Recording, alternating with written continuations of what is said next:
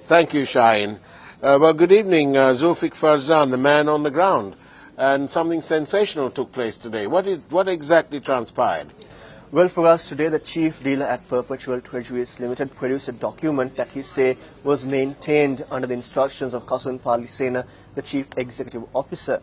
Now, this document shows the payment records by Perpetual Treasuries Limited to Perpetual Asset Management Private Limited, Perpetual Capital Private Limited, and W.M. Mendes and Company Private Limited for forward payment to three individuals known by their codes Charlie, Tango, and Car. And do we know who these forward payment code-named people are, Charlie, Tango, and Car?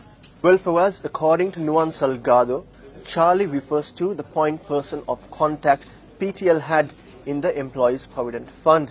Now, he said from 2014 to September 2015, that person was called Vidya Seelan, and after September 2015, it was Indika Saman Kumara who was Charlie, working on behalf of PTL. So there were actually two Charlies. There was Charlie under the Cabral administration and a Charlie under the Mahendran administration. Indeed, Fawaz. Now, in addition, you might recall that the previously deleted phone calls on the PTL telephone system revealed a name called Little Johnny. Indeed. Who is Little Johnny? Well, according to Nuan Salgado, Little Johnny refers to a person by the name of Kavin Karunamurthy who worked at the DFCC Bank, and it also refers to one person who worked at the Employees Trust Fund.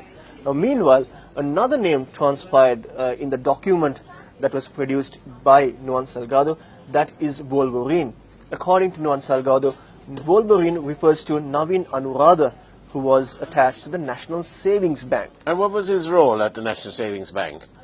It is reported that this individual was also a dealer in primary and secondary market relating to government securities. Now then, you talk of forward payments. What was the amount involved and what was the time period?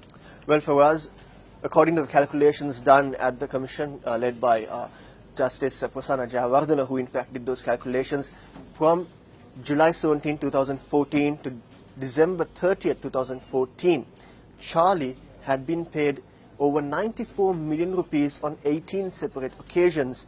That's around 5.2 million per occasion that had been paid to Charlie. I want to just make sure that you said December 2014.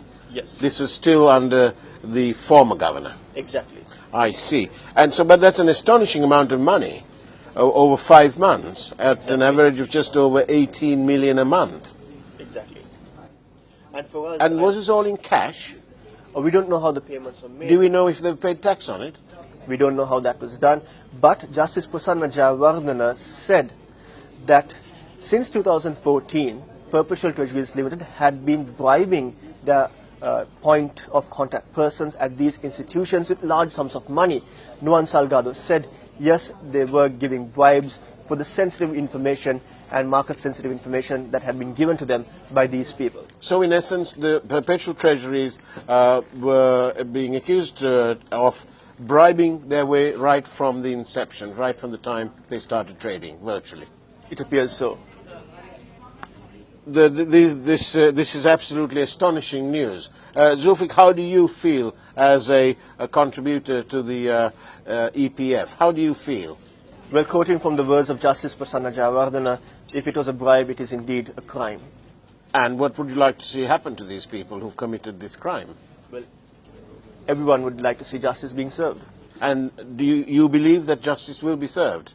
I believe so, that the commissioners would, in fact, in their report, make the relevant recommendations after considering all the evidence that has come through over the past 9 months. It is absolutely significant, isn't it, that for a matter that was sort of poo-pooed by the authorities when we first broke this in March 2015, the full extent of the treacherous activities of these people involved has now become known thanks to the activities of the Presidential Commission of Inquiry and, of course, the wonderful work being done by the Attorney General's Department.